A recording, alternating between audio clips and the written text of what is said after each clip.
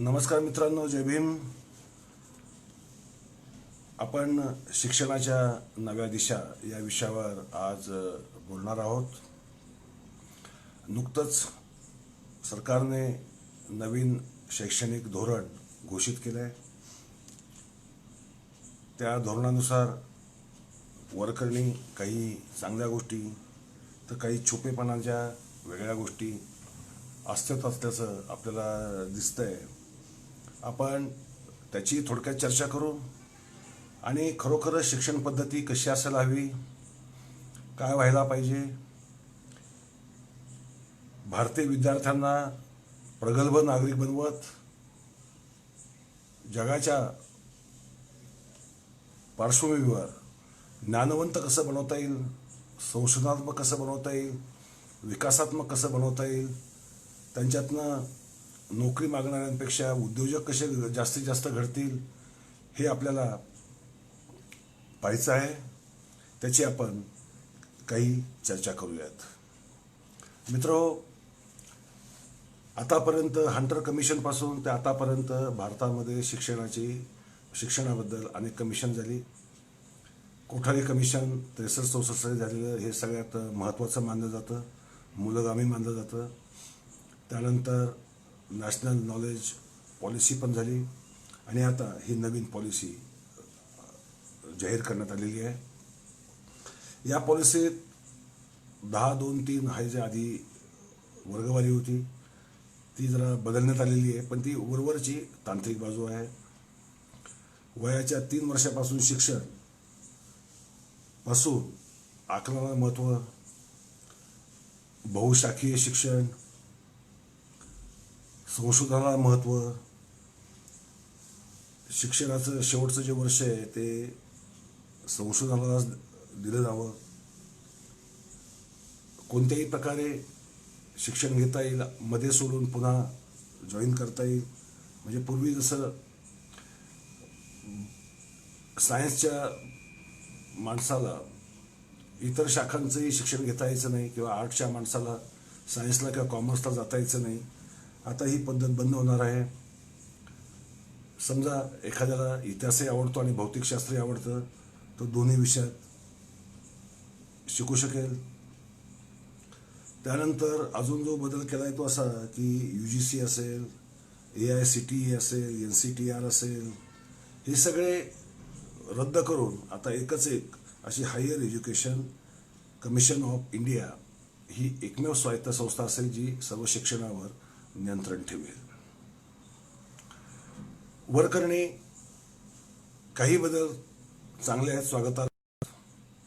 परीक्षा पद्धतीत जे घोकंपट्टीला जे फार महत्त्व आलेलं होतं, म्हणजे समजलं नाही काही तरी चालेल, केवळ परीक्षेपुरते प्रश्नाची उत्तरं पाठ करून ठेवली, नशिबाने तेच प्रश्न आले, मुलं ती उत्तरं लिहायची, चांगले मार्क मिळवायची, परंतु प्रश्नपत्रिका सोडवून आल्याच्या नंतर घरी आल्यावर जरी पुन्हा जर विचारलं काय तर सांगता यायचं नाही. हे शिक्षणातला सर्वात मोठा आपला न्यून होतं. ते न्यून यामुळे दूर होईल अशी अपेक्षा जरी असली तरी आता काही मूलभूत या पॉलिसीतल्या प्रश्नांबद्दल विचार केला पाहिजे. पहिली गोष्ट म्हणजे 6व्या वर्षापासूनच मुलांना व्यवसाय कौशल्य शिकवली जाणार आहेत आणि या आयोगाचे जे खरे निर्माते आहेत कस्तुरीरंगन यांचं असं म्हणणं आहे की प्रात्यक्षिकं जी आहे ती स्थानिक उद्योगांकडनं दिली जातील.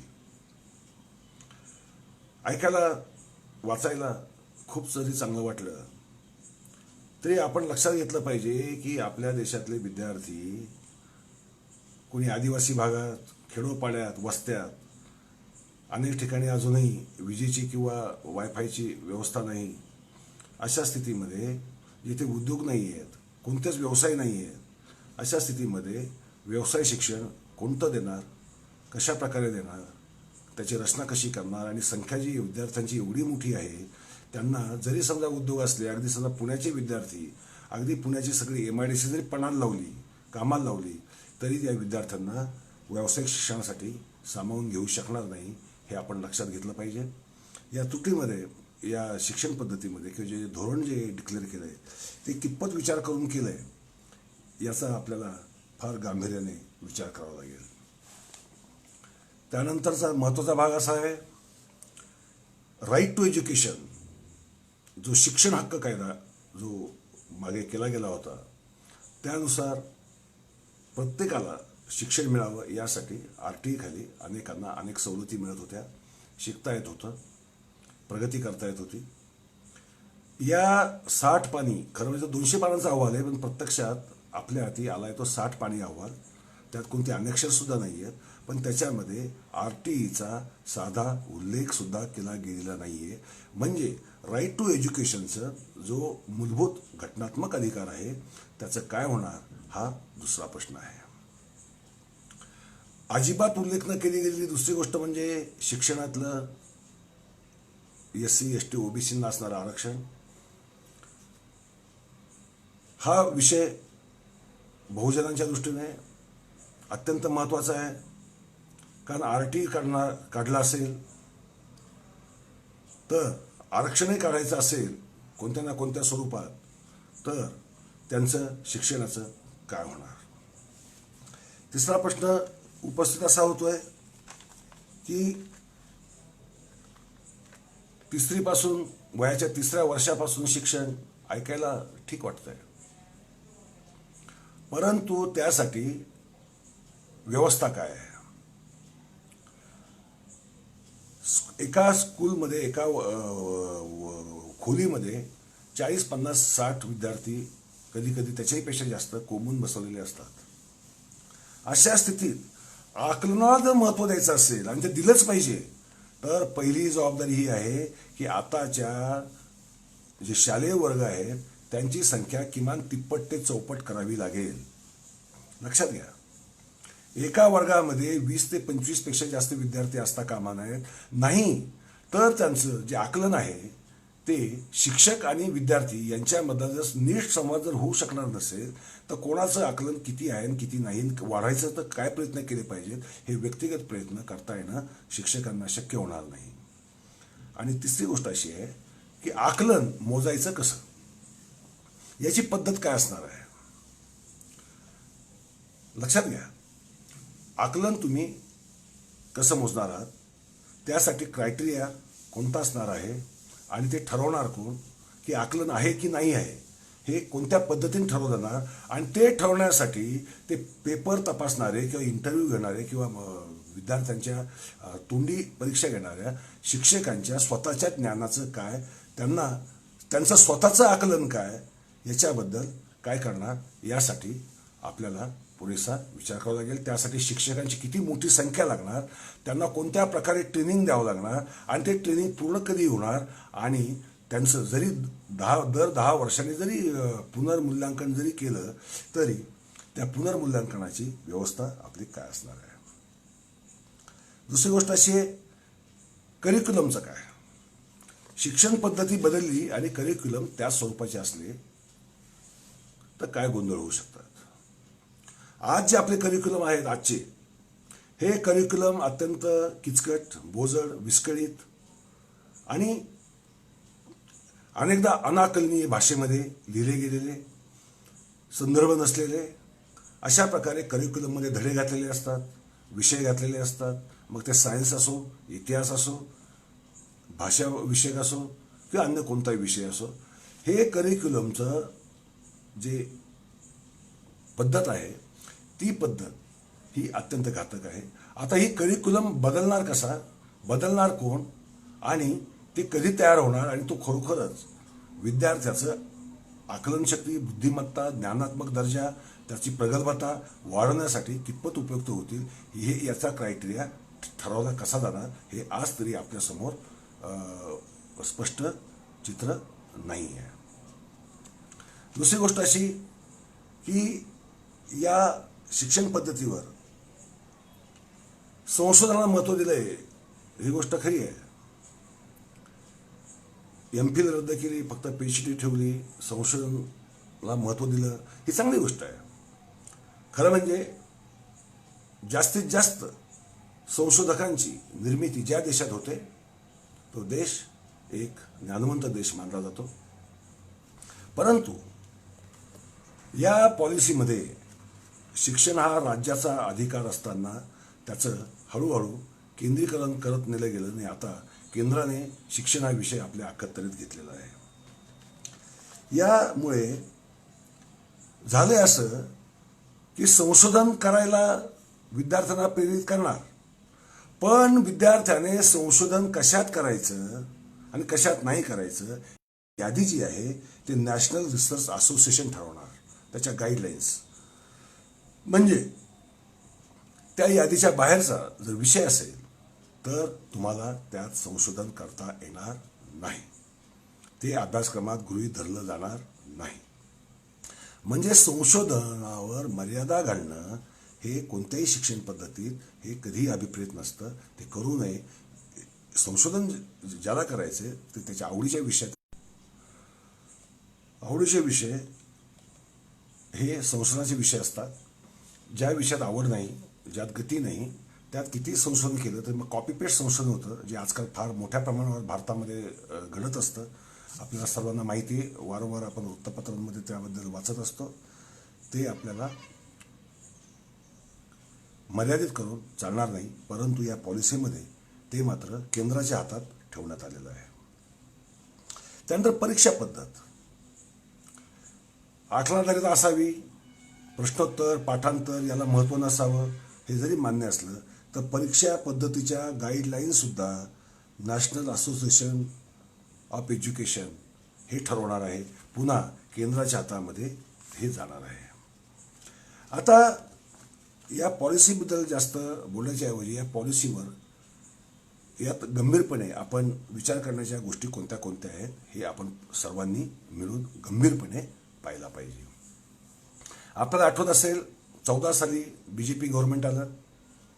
या बीजेपी गव्हर्नमेंटने स्मृती इराणींनी घोषणा केली की वैदिक गणित, वैदिक विज्ञान, वेद, संस्कृत हे अभ्यासक्रमात आणलं जाईल. त्यानंतर वैदिक विमानं किती उडाली, प्लास्टिक सर्जरीच्या काय बाता झाल्या हे आपण सर्वजण जाणतो. म्हणजे या सरकारच्या शिक्षणाबद्दलच्या कल्पना किती बालिश आणि भोंगळ आहेत हे त्यांनी सिद्ध केलेलं आहे. अनेक तज्ज्ञांनी, अगदी केरळच्या शिक्षण मंत्र्यांनी सुद्धा आरोप केला आहे की शिक्षणाचं भगवीकरण या पॉलिसीच्या माध्यमातून केलं जाणार आहे. याचं कारण काय? भगवीकरण म्हणजे काय सांगितलं. RTचा काही उल्लेख नाही, रिझर्वेशनचा काही उल्लेख नाही. परीक्षा पद्धत जरी आकलनाधारित होणार असेल तर आकलन म्हणजे काय याची व्याख्या नाही, याची सुस्पष्टता नाही. आणि मूल्य, संवैधानिक मूल्य असणार आहे त्या शिक्षण पद्धतीत जी कोठारी कमिशनच्या होती. कोठारी कमिशनच्या शिफारशी जर अंमलात सगळ्या आणल्या गेल्या असत्या तर कोणत्याही नवीन आपल्याला पॉलिसीची गरज नव्हती. किरकोळ बदलांची गरज तर शिक्षण आहे, शेवटी ज्ञान पुढे जात असतं. ॲडिशन डिलिशन या होत राहणार हे ठीक आहे, पण ते घटनात्मक होतं. या पॉलिसीमध्ये घटनात्मकतेला पहिला बाद असा दिला की राज्यांचा अधिकार पूर्ण काढून टाकलाय. सगळे विद्यार्थी सर्व आता भारतामध्ये एवढी राज्य आहेत, ईशान्येतली राज्य असतील,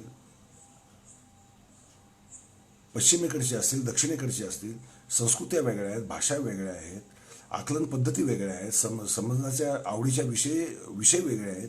अशा विषयांचं सेंट्रलायझेशन, केंद्रीकरण करणं आणि ते दिल्लीच्या हातात ठेवणं म्हणजे एक चालुकानुवरती हा जो संघाचा मुख्य गाभा राहिलेला आहे तो गाभा या शिक्षण पद्धतीत आपल्याला दिसतो.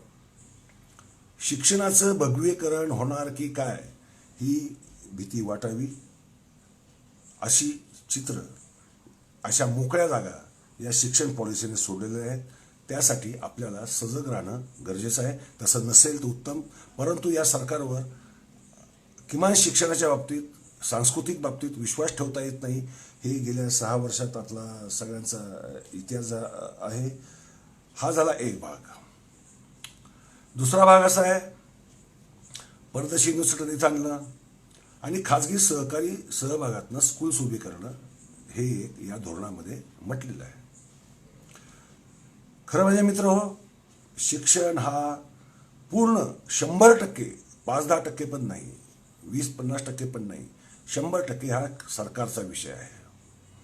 आताही जे काही प्रायव्हेट स्कूल्स कॉलेजेसचे पीक आलेलं आहे ते अत्यंत चुकीचं आहे. शिक्षणाचा दर्जा त्याच्यामुळे प्रचंड मोठ्या प्रमाणावर ढासळलेला आहे आणि शिक्षक आपल्या जबाबदारी विसरलेले आहेत. ते आपल्या वेतनामध्ये खुश आहेत. ते स्वतःचं ज्ञान वाढवायचा प्रयत्न करत नाहीत, ज्ञान देण्याचा प्रयत्न करत नाहीत. वर्षानुवर्ष त्याच नोट्स शिकवत राहतात. ही पद्धत बदलायची जर असेल तर शिक्षण, आरोग्य हे विषय हे पूर्णपणे सरकारच्या अखत्यारीत असले पाहिजेत आणि सर्वांनाच स्वस्तात स्वस्त आणि उत्कृष्ट शिक्षण देणं ही सरकारची जबाबदारी आहे, कर्तव्य आहे आणि त्यासाठीच सरकार असतं हे सरकारला समजायला पाहिजे. परंतु या धोरणामध्ये या खाजगीकरणाचा वेग कमी होण्याच्या ऐवजी हा वाढणार आहे. हा आपल्या शिक्षण पद्धतीपुढचा आता उभा राहिलेला सर्वात मोठा धोका आहे.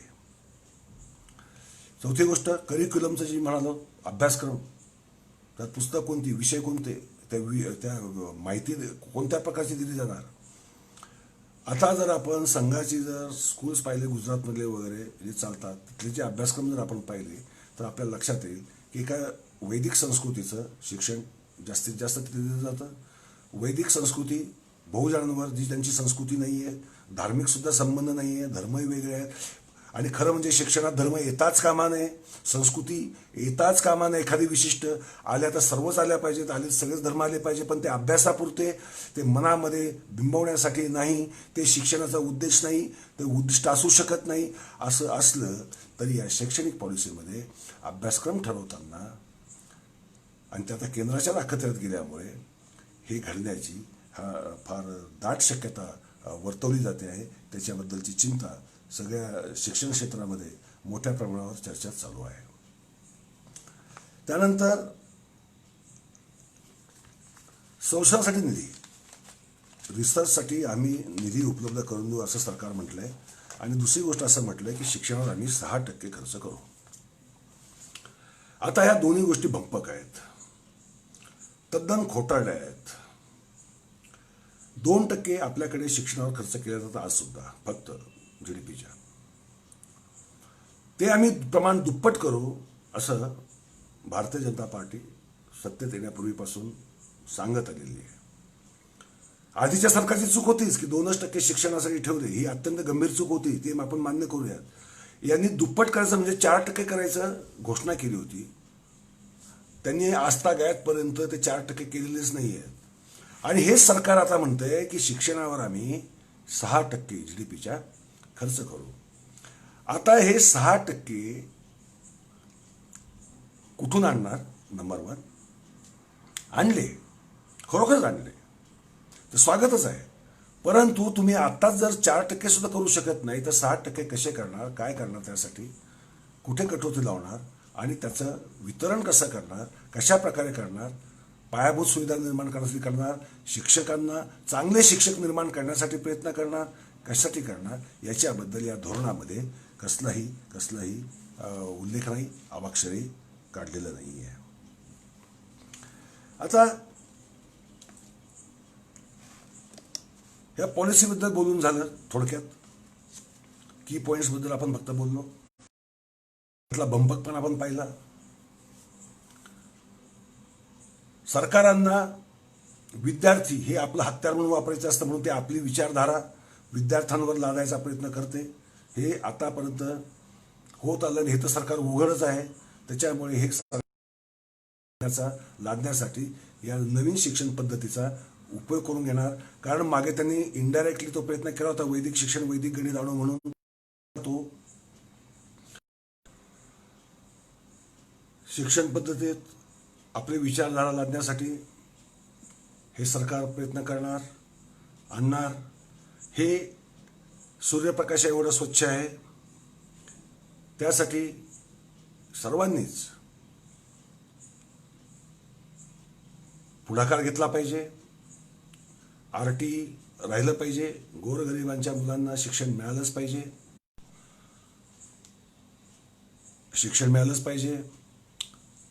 शिक्षणात घोकंपट्टी करून मार्क मिळवण्याची जी पद्धत आहे सध्याची ती अवैज्ञानिक पद्धत आहे. मार्कांवरनं कोणाचं मेरिट ठरत नाही, ठरू शकत नाही. कारण प्रत्येकाचं आकलन हे जास्त महत्त्वाचं असतं.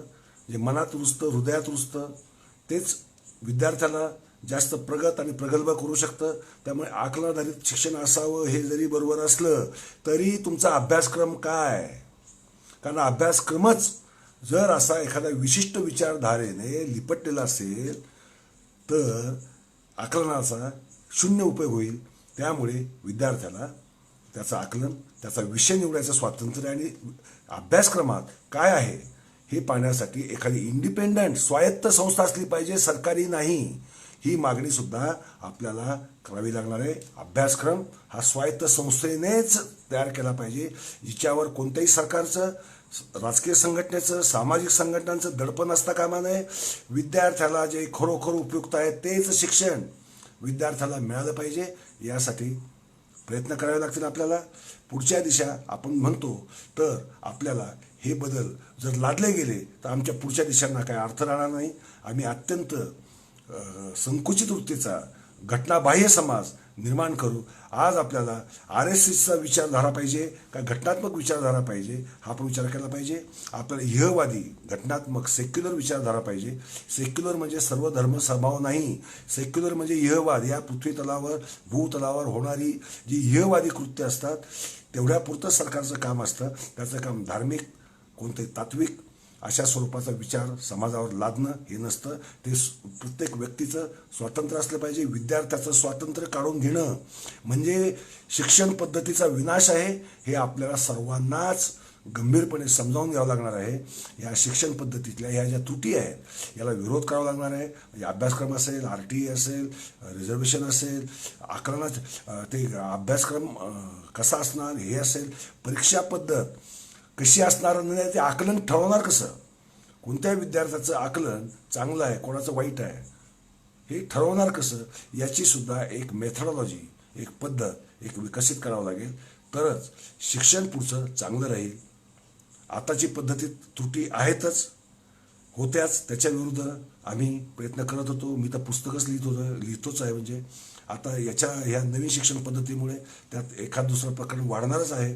परंतु आपल्याला शिक्षणशास्त्रावर, विद्यार्थ्यांच्या मानसशास्त्रावर आपल्या विचारवंतांना, तज्ज्ञांना काम करावं लागेल. असे तज्ज्ञ आपल्याला मोठ्या संख्येने निर्माण करावं लागतील, चांगले शिक्षक निर्माण करावे लागतील.